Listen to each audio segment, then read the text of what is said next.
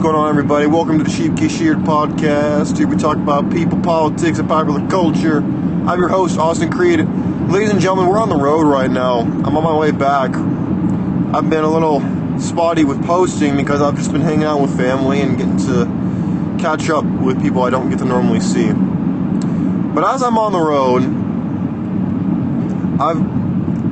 you ever just listen to random music because you're on a long drive and you don't really know what's going on in the world? You don't really care. You're just in the moment.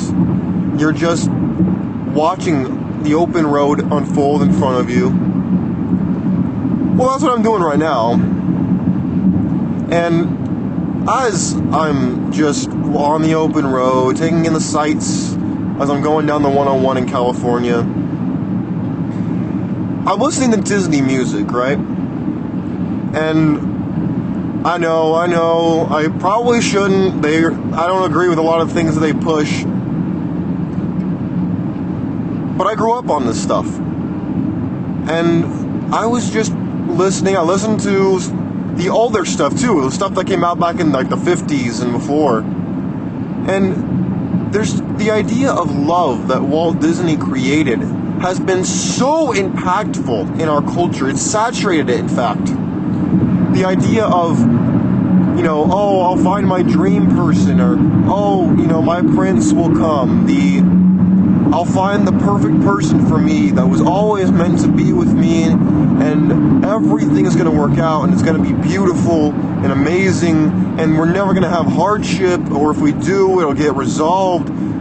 All of this romantic notion of love. Ladies and gentlemen of the Sheep Get Sheared podcast, if you've listened to me more than just now, you'll know that I'm a very cynical person. Some might even call me pessimistic. I would disagree. But I want to assert something today. I'm going to assert right here on the show today, as you're listening, as I sit here in the driver's side seat of my car, I'm going to assert that I believe love to be a lie. I believe it to be a delusion created to glorify a biological exchange between man and woman. Now, don't get me wrong. There are elements of, when you feel so, quote, in love with somebody. You feel so overwhelmed, your biochemistry is going nuts, you feel super close to the person, you want nothing more than to be around this person, be in the proximity of this person, to share life with this person. I'm not trying to rob you of your feelings. What I'm going to tell you, or what I'm asserting today, is that you can feel connected to somebody, but the idea of love, how we understand it in American culture today, it's largely built upon a misnotion at best and a lie at worst.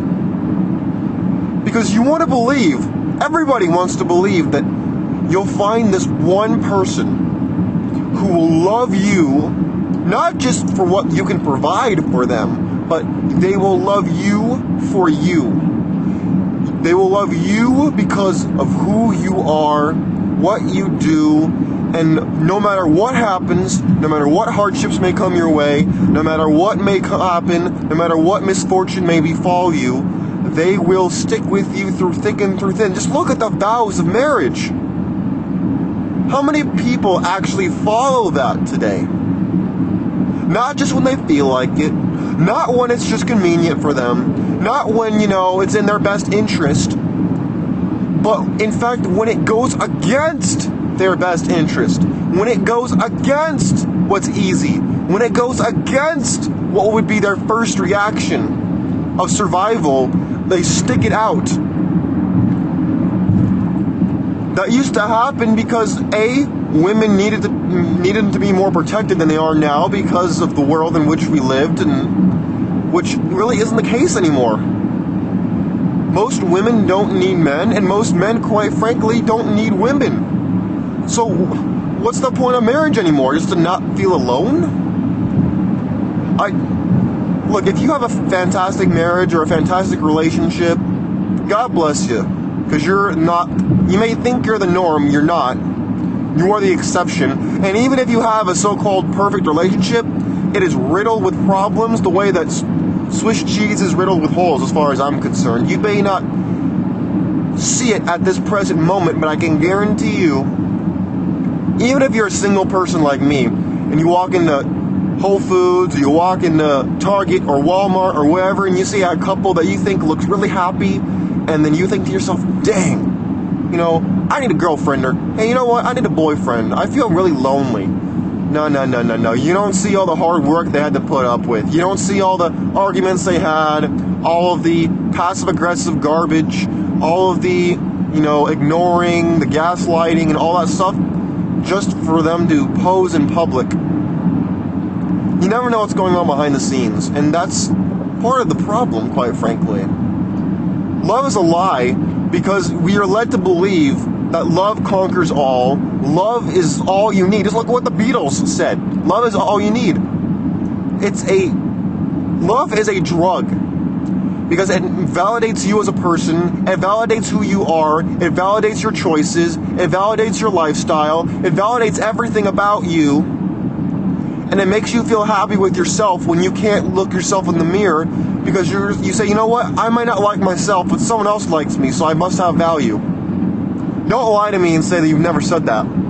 If you don't say it on a normal basis, I don't want to hear it. I don't believe it. I know I'm not the only person with insecurities. I know I'm not the only person who's going through life unsure of everything and questioning everything. And as I'm in the car, I'm looking out on the ocean right now. I'm around Santa Barbara, Ventura-ish area, and I'm looking out and I look at the ocean. There's so much beauty in the world, my friends. And I'm not here to rob you of that beauty. I just don't think that beauty has to come at the expense of reality.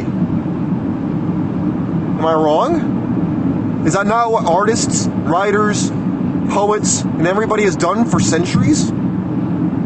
Looked at reality and maybe slightly romanticized it, but not changed reality itself. Not asserted that reality itself shouldn't exist the way it is, because it doesn't matter whether you like it or not. Love is largely a lie because you're taking a biological exchange between man and woman, and you're making it so in a way that you create unrealistic expectations of the other person, and it's just something that it goes against the human condition. That does not mean that it cannot work. That just means that it might not work the way you envision it or the way you want it to. And as soon as it goes against these expectations you have for yourself, people tend to get upset and angry, and that's when problems really start to pop up.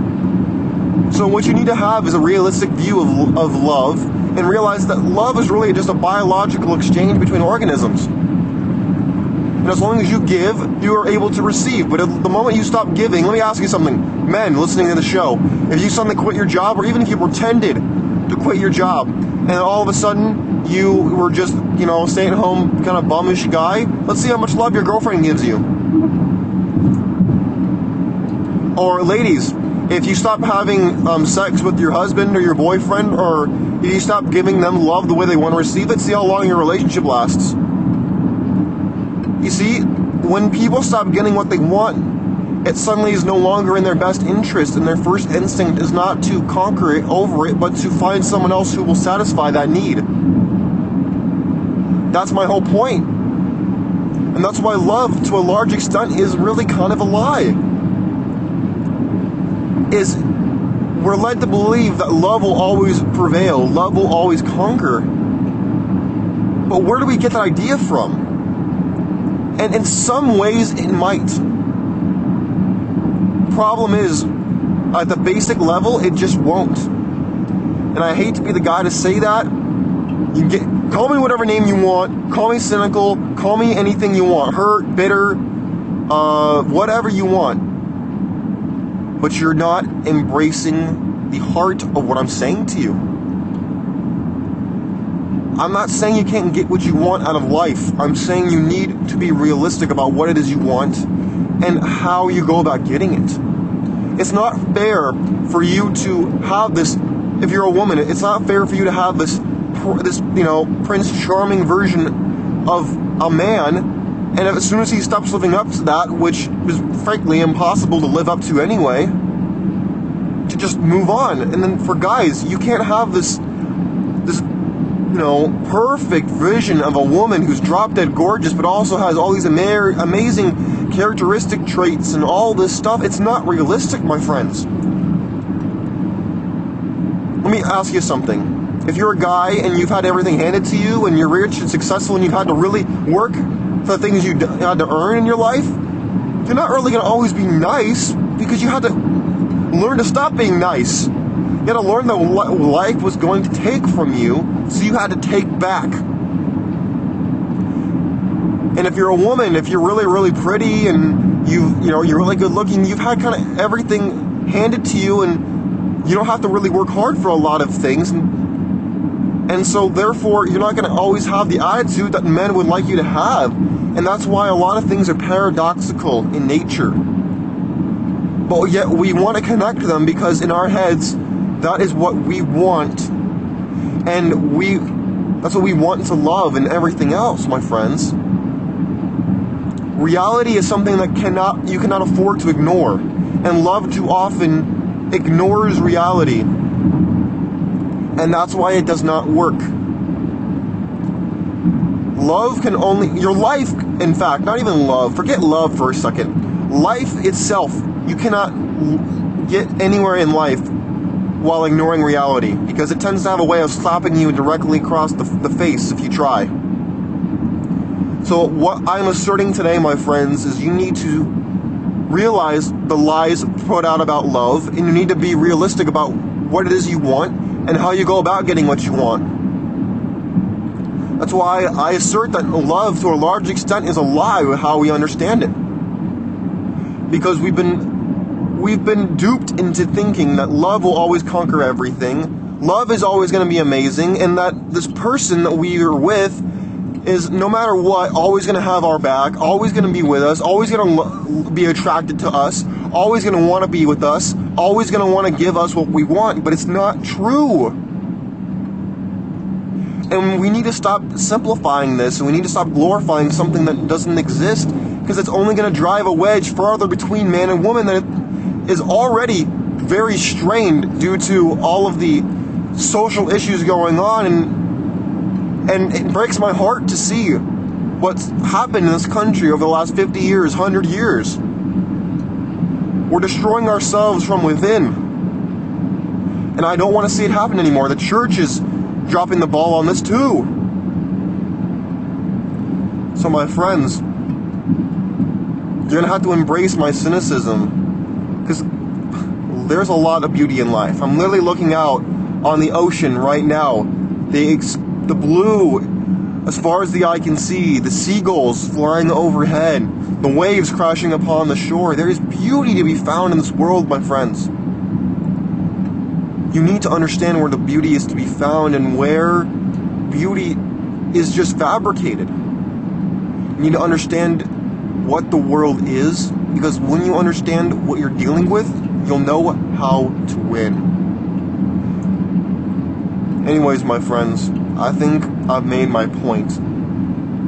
I might make another little podcast mini episode as the hours go on this car trip.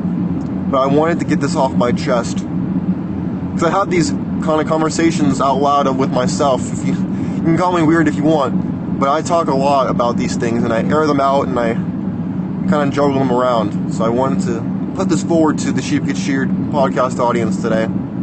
Anyways, my friends, until the next episode, God bless you, God bless your family, and God bless the United States of America. You have a wonderful day. Peace.